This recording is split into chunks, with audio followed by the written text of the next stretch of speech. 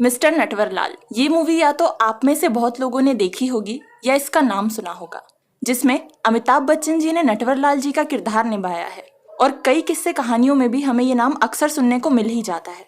पर ये मिस्टर नटवरलाल असल में थे कौन? हे एवरीवन, मैं हूं नम्रता चौहान और आज हम जानेंगे मिस्टर नटवरलाल के बारे में, जो अमीरों के लिए मुसीबत और गरीबों के मसीहा थे। एक बार लखनऊ की सेंट्रल जेल में एक कैदी लगभग 1-1.5 साल से कैद था। उसकी पत्नी उसे हर हफ्ते एक खत लिखती और अपनी परेशानियों के बारे में बताती, और जो भी खत उसकी पत्नी उसे लिखकर भेजती थी, तो जेल के नियमों के अनुसार जेल में आने या जाने वाली हर चीज को सेंसर किया जाता है, ताकि उसमें किसी भी कैदी को फायदा पहुंचाने वाली चीज या खत जिसमें उसे कोई खुफिया संदेश ना मिल सके। तो इस कैदी की पत्नी द्वारा भेजे गए सारे खतों को भी पहले पुलिस पढ़ती थी और फिर उस कैदी को पढ़ने के लिए दिए जाते थे। और पिछले 1.5-2 महीनों से इस कैदी को 7 से 8 खत उसकी पत्नी ने अपनी आर्थिक परेशानियों के बारे में बताते हुए लिख दिए थे, पर उसने उनमें से एक भी खत का जवाब नहीं दिया। तो वहां का जेलर, जिसे पता था कि उन खतों में क्या लिखा गया है, उसने एक दिन उस कैदी से पूछ लिया कि तुम्हारी पत्नी अपनी परेशानियों के बारे में तुम्हें खत भेजती है, पर तुम उसके एक भी खत का जवाब क्यों नहीं देते? तो कैदी कहता है, ठीक है साहब, अगर आप कहते हैं तो इस बार मैं उसके खत का जवाब जरूर दूंगा। और एक खत लिखकर अपनी पत्नी के एड्रेस पर भेजता है। पर जैसे कि जेल का कानून था, जेल में आने या जाने वाली हर चीज की तलाशी होती थी, या अगर खत हो तो उसे पहले पुलिस पढ़ती थी। तो जैसे ही जेलर ने खत खोलकर पढ़ा तो वो दंग रह गया। उस खत में कैदी ने लिखा था कि तुम परेशान ना हो, मैं कुछ ही वक्त में यहाँ से बाहर आ जाऊंगा, तब तक के लिए तुम हमारे खेत में जाकर, और वहां पर एक निशानी बताता है कि उस जगह पर जाओ और उस जगह पर 1 हाथ अंदर तक एक गड्ढा खोदो। वहां पर तुम्हें एक डब्बा मिलेगा जिसमें सोने और चांदी के गहने हैं और कुछ पैसे भी हैं। उसे निकालो और मेरे आने तक अपना खर्चा चलाओ। ये सुनकर पूरा जेल प्रशासन हरकत में आ गया और उस कैदी के घर पहुंचकर उसके खेत की जानकारी लेकर उसके खेत पहुंच गया। और पुलिस वालों ने उसके खेत में उस कैदी की बताई हुई जगह पर 1 हाथ तक का गड्ढा खोदा, पर उन्हें कुछ भी नहीं मिला। फिर उसी के बगल में एक दूसरा गड्ढा खोदा, वहां भी उन्हें कुछ नहीं मिला। और ऐसे करते करते पुलिस वालों ने उसका पूरा खेत खोद दिया, पर उन्हें वहां ऐसा कुछ भी नहीं मिला।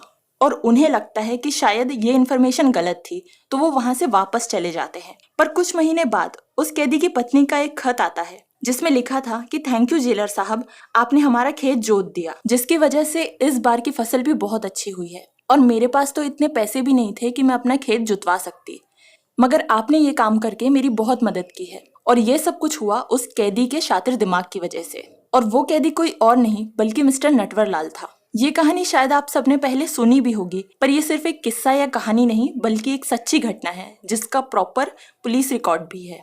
नटवरलाल का जन्म बिहार के सिवान जिला के एक गांव जीरादेई से थोड़ी ही दूर पर बंगरा में हुआ था सन 1912 में। और इसी जीरादेई गांव में हमारे देश के पहले राष्ट्रपति डॉक्टर राजेंद्र प्रसाद का भी जन्म हुआ है। नटवरलाल का असली नाम मिथिलेश कुमार श्रीवास्तव था और उसके पिता का नाम रघुनाथ प्रसाद श्रीवास्तव था, जो कि रेलवे में एक सरकारी कर्मचारी थे। और जिस जगह पर नटवरलाल का घर था, उस गांव के लोग आज भी उस जगह को हिफाजत से रखते हैं और कोई भी उस जगह पर कुछ भी बनाने की कोशिश नहीं करता, क्योंकि वो लोग आज भी नटवरलाल को बहुत ही प्यार और इज्जत की नजर से देखते हैं और उसे हमेशा या तो मिस्टर नटवरलाल या फिर मिथिलेश बाबू कहकर ही बुलाते हैं, उन्हें इज्जत देने के लिए।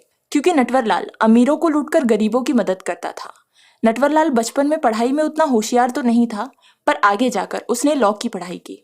बचपन में उनके पड़ोस में एक सहाय नाम का आदमी रहा करता था।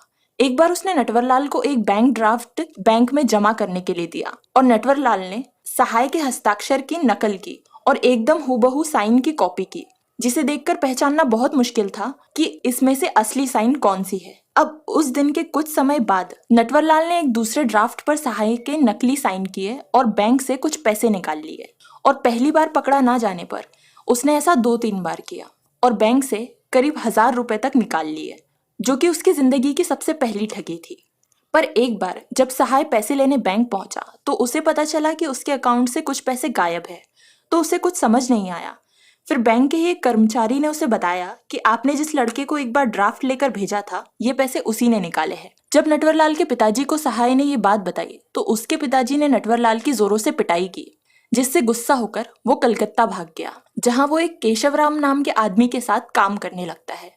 पर नटवरलाल उस सेठ के बिजनेस में 4.5 लाख रुपए की ठगी करके भाग जाता है, क्योंकि उसने सेठ से एक बार कुछ पैसे मांगे थे, पर उसके सेठ ने साफ उसे पैसे देने से वो मना कर दिया। यहीं से वो एक के बाद एक ठगी करने लग गया। नटवरलाल लोगों को मैनिपुलेट करने और फर्राटेदार इंग्लिश बोलने में माहिर था। नकली हस्ताक्षर करने में तो उसे महारत हासिल थी, जिसके चलते उसने एक बार ताजमहल को ही बेच दिया, वो भी प्रॉपर कागजात बनाकर। और ऐसा उसने 3 बार किया और लोगों ने खरीद भी लिया, क्योंकि वो एकदम असली जैसे कागजात बनवाता और प्रॉपर डॉक्यूमेंट्स पर सरकारी अफसरों की जाली साइन करता, जिससे कि कोई भी धोखा खा जाए।